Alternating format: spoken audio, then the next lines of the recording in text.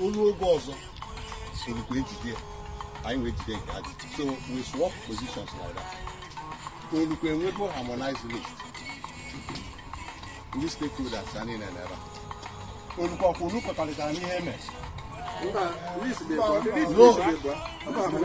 Wait. Okay, sir.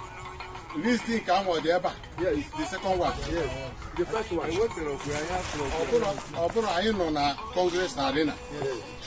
Because when we come at the daily list na be na Congress Arena kind. Yes. Business of this Congress is ever. Yes. Not in anybody's private house here. Yes. Yes.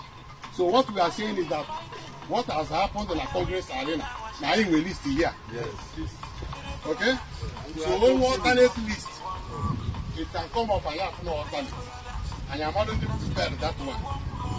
But we will meet the ever six. We will release Chicago Shine. So when we another meeting, we will meet the ever. Now, Brown came ever.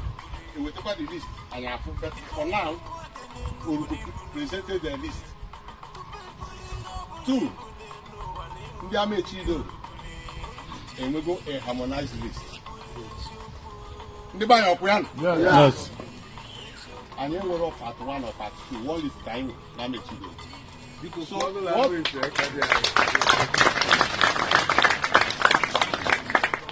what we are saying is that ana m ayọ dịka onye ọbụla o nwere ihe onye na-aghọta n'ihe ọbụla ihe gbasara ije. Oke ịzọ ihe azụ anụ a na-eme gị.